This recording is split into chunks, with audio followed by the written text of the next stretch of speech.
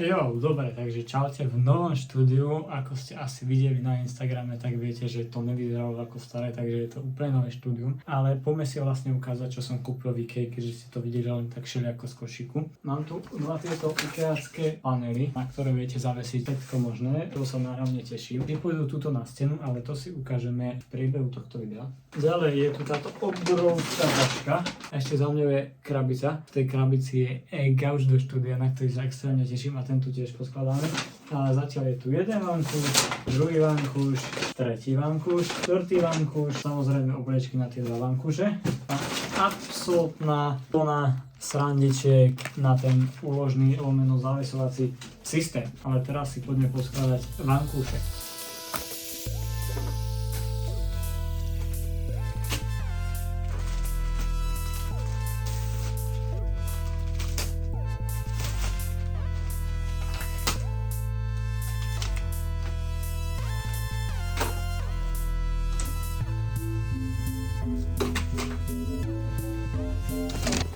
Jo, vankúše rozbalené, neviem prečo som vlastne povedal, že ideme poskladať, keďže ideme skôr iba navliecť, alebo skôr navliecť obliečky.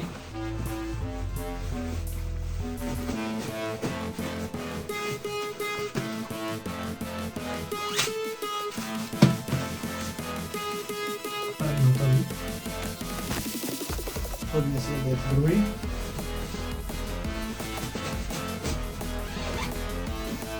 A máme aj druhý hotový.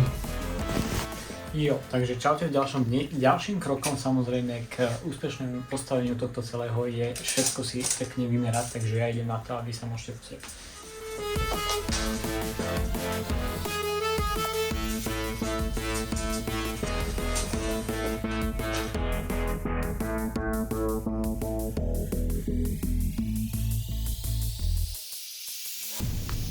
Dobre, ďalším krokom je, že si musím zložiť toto, alebo teda ja si to chcem zložiť a predpripraviť, aby sa to potom, keď sa navrtajú diery, len zavesilo na stenu a bolo to hotové. Takže keďže je to IKEA, je to absolútne jednoduché. Sú tu takéto šrobiky, takéto spojovacie diery a veľmi ľahko sa to iba spojí. Zoberete si jednu časť, namontujete sem spojovací dierik.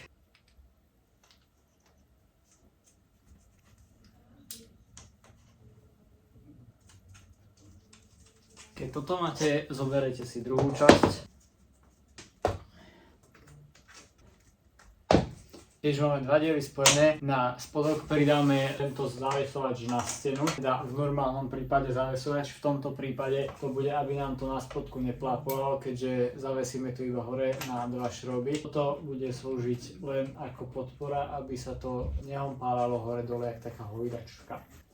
No, takto pripravený panel si tu ja nechám odložený a keď navrtáme diery, našrobujeme toto na stenu a zašrobujeme do toho aj celý tento perforovaný panel. Takže vidíme sa po navrtaní dier.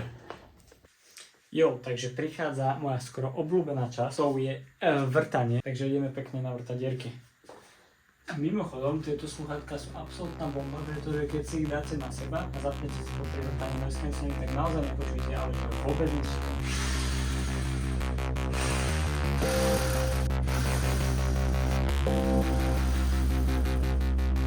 Dobre, diery boli vyvrtané, takže posledné čo ostáva je povysávať to odpadčo, ktoré zo steny a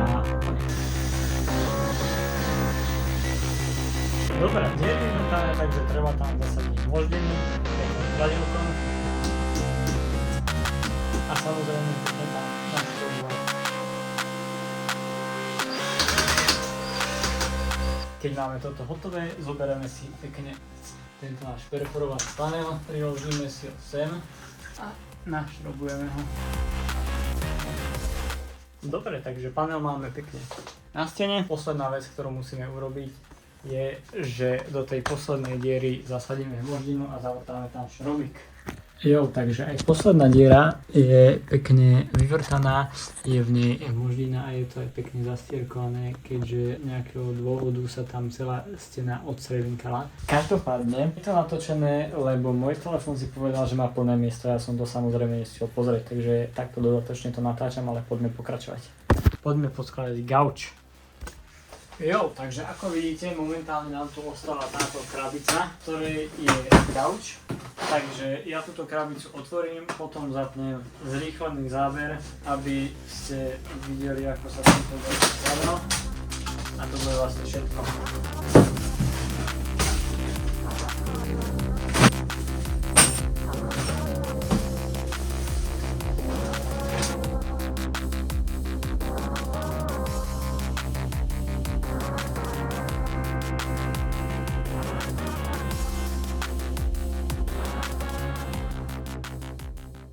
Dobre, takže ako ste videli, gauč som poskladal úplne fajnový. Posledné, čo mi ostáva, je dať nám samozrejme vankúše, ktoré už som pred chvíľou pekne obliekol ich. Takže jeden, druhý, tretí, štvrtý. Tak, gauč v štúdiu je, môžeme sa nahnúť na ďalšie veci. To, že už je gauč na svojom mieste, ešte nič až tak neznamená, pretože je tu ešte kopa ďalšej roboty. Napríklad ako dať sem koberec, takže poďme sem dať koberec.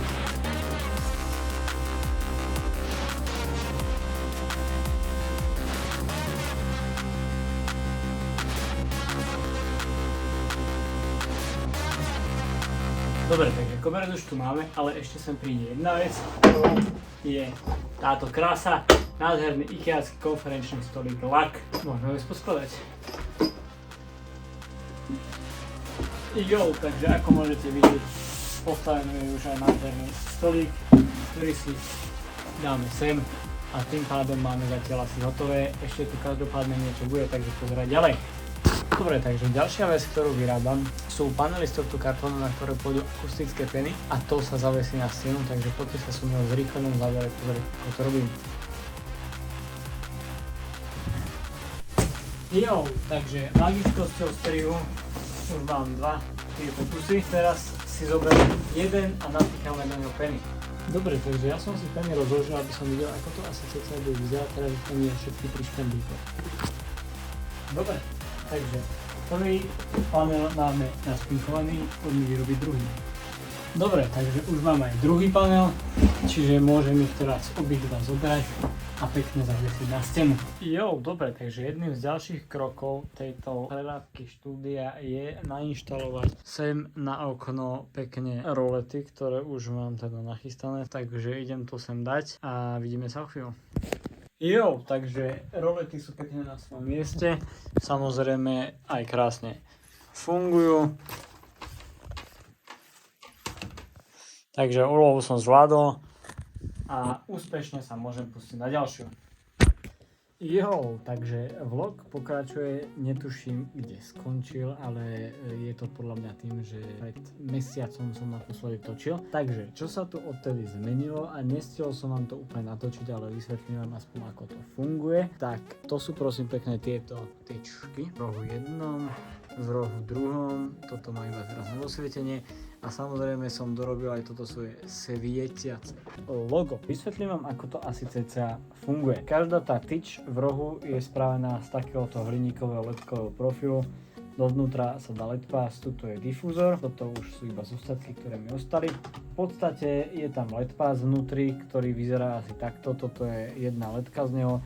V každej tyči je ich 90, v tom svietiacom logu je ich okolo 50. Keďže ste si všimli, že to vie robiť všelijaké efekty, ako veľa moderných svetielní, je to klasický LED pass, je to LED pass, ktorý sa dá ovládať a na jeho ovládanie som kúpil takéto malinké mikrokontrolery ESP32C3. Sú dosť menšie ako klasické ESP, ktoré je asi takéto veľké, takže vidíte, že toto je menšie, má to síce menej výstupov, ale stačí mi 3 výstupy plus, mínus a pin, cez ktorý to ovládam. Takže, ako to ovládam? To je v podstate veľmi ľahká časť. Ja som na nej nemusel spraviť skoro nič, lebo už to existuje vytvorené. Neviem vám to ukázať momentálne na telefóne, ale ukážem vám to na počítači. V podstate ide o veľmi jednoduchú aplikáciu, ktorú vy si tam priamo nahráte a volá sa to takto, že výlet. Si pripojíte zariadenie, tuto dáte install, nájde vám to zariadenie cez USB pripojené, nainštalujete to tam priamo a teraz, ak mi to bude fungovať, tieto bočné sa načítali, no vyzerá to asi takto. Toto je v podstate aplikácia, ktorú vy máte aj na telefóne. Samozrejme na telefóne vyzerá trošku inak. Teraz mám PC Mode, na telefóne by to vyzeralo iba takto. Tuto na telefóne máte v hornej lište takto isto veci a preklikávate si to tam, ale tu sa to dá do PC modu. Tu už sa dajú meniť konkrétne efekty. Tu sa dá meniť konkrétna napríklad solidná farba, keď si vyberiem, že chcem solidnú farbu. Teraz si zvolím nejakú ružovú, tak v podstate vidíte, že v rohu je ružová.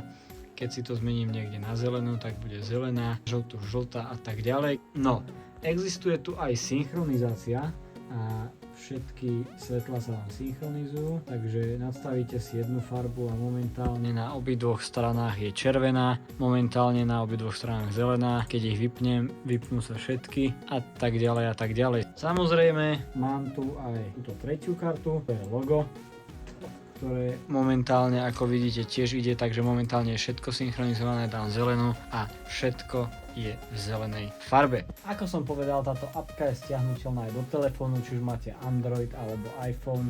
Ide to zadarmo, je to úplne zadarmo, musíte si to len vedieť spraviť. Hovorím, vôbec to nie je ťažké, takže kľudne si takéto svetielka viete vyrobiť aj sami doma. Tamto logo asi až tak nie, lebo na to by ste potrebovali 3D tlačku, ale hentaku alebo hentaku tyč si môžete kľudne spraviť aj doma. Takže to by bolo zatiaľ asi všetko. Vidíme sa, ak vymyslíme ešte niečo nové, čo by mohlo ísť do tohto vlogu. Takže to by bolo všetko z tohto vlogu. Ak sa vám vlog páčil, nezabudnite dať like, po prípade mi dajte aj odber, aby vám neušla žiadna nová pesnička ani žiadne nové video. Ak chcete kompletnú room tour s vysvetlením, čo tu ako funguje a po prípade aj nejakými novými vecami, ktoré možno v budúcnosti dorobím, tak napíšte do komentára room tour. A to by bolo všetko z tohto vlogu. Ďakujem, že ste ho dopozerali až do konca. Čaute, majte sa, vidíme sa pri ďalšom videu.